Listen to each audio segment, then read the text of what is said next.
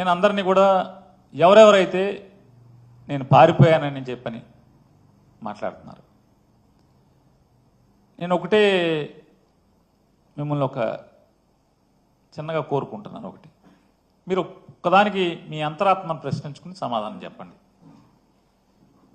మీ మీద కక్షతో మీ ఇంట్లో ఆడవాళ్ళని మీద కేసులు కడితే మీరు ఇంట్లో ఆడవాళ్ళని రక్షించుకుంటానికి ప్రయత్నం చేస్తారా, లేదా ఇంటి ఆవిడ్ని ఇంటి ఇల్లాల్ని జైలుకు పంపించే కార్యక్రమాన్ని మీరు చేస్తారా? అభం శుభం తెలియని వాళ్ళని చెప్పండి. మీరు రాసిన వాళ్ళని కానీ మాట్లాడిన వాళ్ళని కానీ యూట్యూబ్లో అందరినీ నేను అడుగుతున్నాను. నేను ఇది విమర్శనాత్మకంగా అడగట్లా, పరుషంగా మాట్లాడట్లా. సరే అయిపోయాక ఒక మంత్రి గారు అయితే దొంగతనం చేస్తే రాజకీయ కక్ష ఏంటి, అదేంటిది ఏంటి అని మాట్లాడుతున్నారు. నేను చేశానని చెప్పని మీకు ఆధారాలు ఉన్నాయా? ఎలా మీరు నేను దొంగతనం చేశానని మీరు మాట్లాడతారు? ఇన్వెస్టిగేషన్ కంప్లీట్ అవ్వలేదని చెప్పనేమో మీ పోలీసులే చెప్తున్నారు. ఆల్రెడీ నిన్న కేసు డైరీ కోర్టుకి ఇచ్చి దాంట్లో కూడా ఈ విషయాలు ఏం మాట్లాడలేదని చెప్పని అంటున్నారు. ఇవన్నీ మీడియాలో వచ్చినాయి, నేను కాదు. నేను కోర్టుకు వెళ్ళలేదు. అన్నీ కోర్టు వ్యవహారాల దగ్గర నుంచి పోలీసులు ఏం చేయాలి, ఎవరేమనుకుంటున్నారు, మీరు ఎందుకు ఈ చేయరు అవి చేయరు అని కూడా రాసేటువంటి పెద్దలందరినీ కూడా నేను అడుగుతున్నాను ఒక మాట.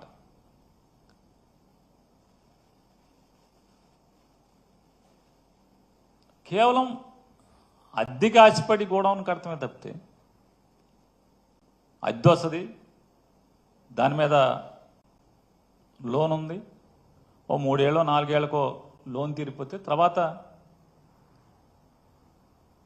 ఖర్చులు పోను వచ్చేది ఉంటే సరే చచ్చిపోయే వరకు బతకడానికి సరిపోద్దని కట్టింది తప్పితే తప్పుడు పనులు చేద్దామని కాదు కదా.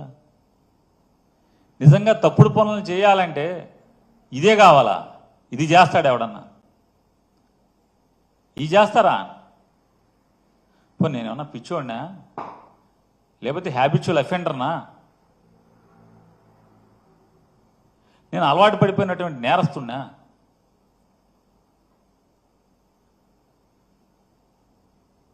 మంత్రిగా, ఈ రాష్ట్రానికి మంత్రిగా నేను పనిచేసినప్పుడు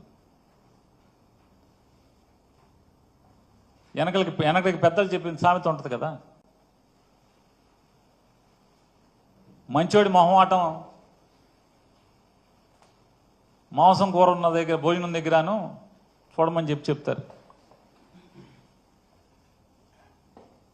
అంటే నాన్ వెజిటేరియన్ తినేవాళ్ళలో సామెత అది. నేను మంత్రిగా పనిచేశాను కదా, ఇవాళ ఉన్నటువంటి డీజీపీ గారు నేను కలిసి పనిచేశాం. ఆయన ఆర్టీసీ ఎండీగా, నేను రవాణా శాఖ మంత్రిగా. నేను వారి అంతరాత్మనే ఒకసారి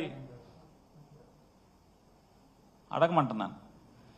మనం కలిసి పనిచేసినటువంటి ఆ కాలంలో పేరుని నాని అనేవాడు మీకు ఎక్కడన్నా తప్పుడు పని మీకు చెప్పటం కానీ, లాభాపేక్షతో మీకు ఒక ఆదేశం ఇవ్వటం కానీ, మీ మీద ఒత్తిడి చేయటం కానీ, లేదా పాత డీజీపీ గారు కూడా ఉన్నారు, రిటైర్డ్ డీజీపీ గారు కూడా, వారిద్దరూ నేను కలిసి పనిచేశాం. ఏనాడన్నా ఒక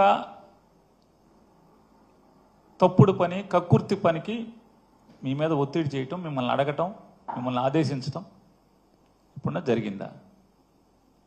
నా క్యారెక్టర్ మీకు క్షుణ్ణంగా దగ్గరగా చూసిన అధికారుల్లో మీరు ఉన్నారు. లేదు, రవాణా శాఖలో 100 మంది అధికారులు ఉన్నారు. ఏ అధికారి నన్ను అడగండి.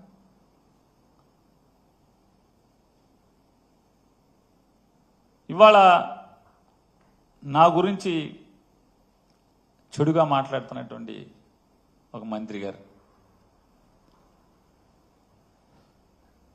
ఆయన తల్లకిందులు తపస్సు చేసి చేయని ప్రయత్నం లేదు.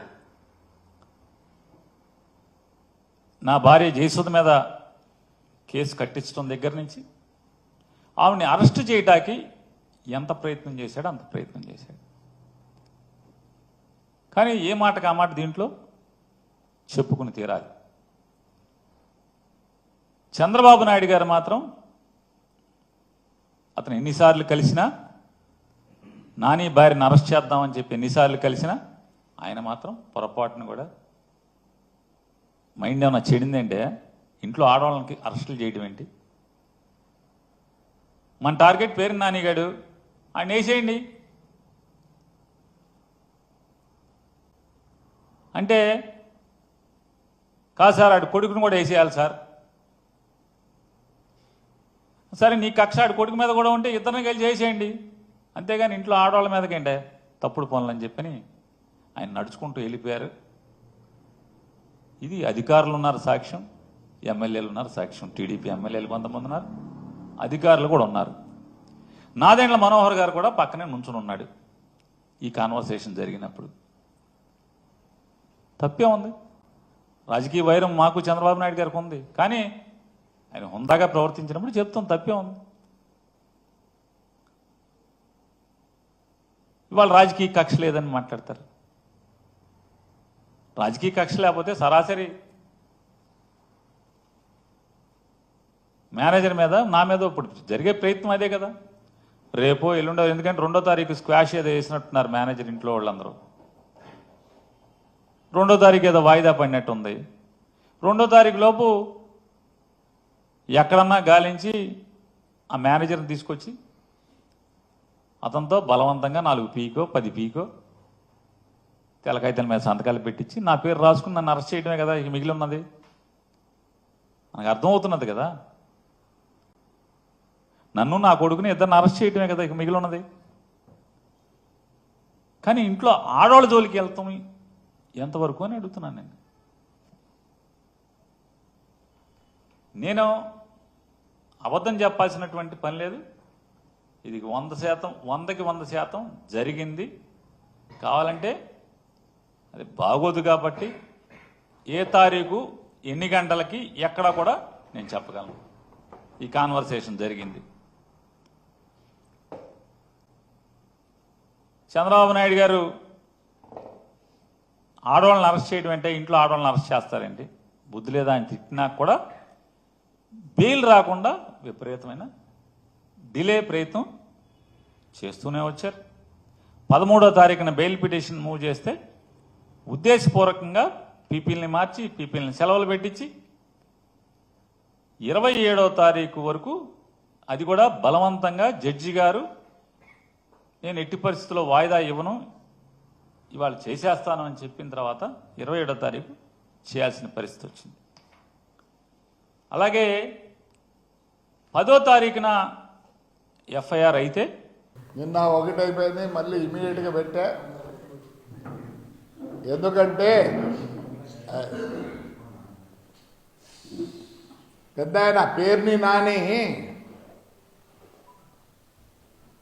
రక్తం చుక్క లేకుండా నిన్న కనిపించాడు టీవీలో.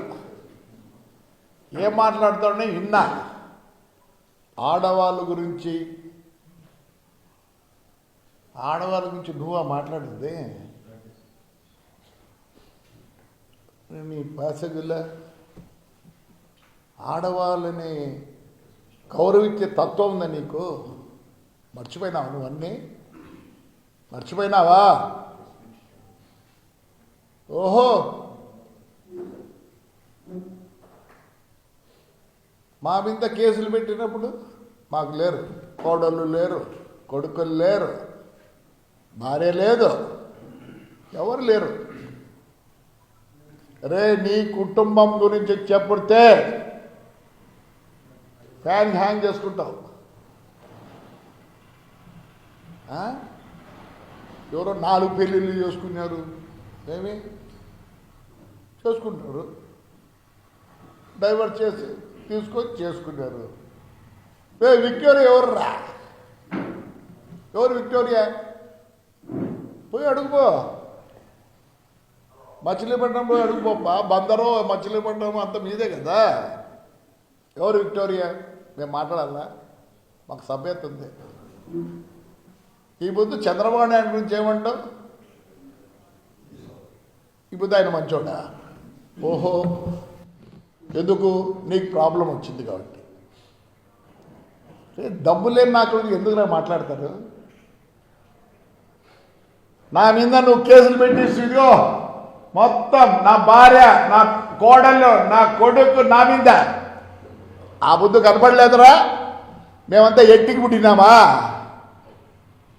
దర్పేసిన ఇలా యాటికి రా మాటలు? యాటికి మాటలు? కనపడలే ఆ బుద్ధు ఆడవాళ్ళని వీళ్ళిద్దరు. ఏమి సంబంధం?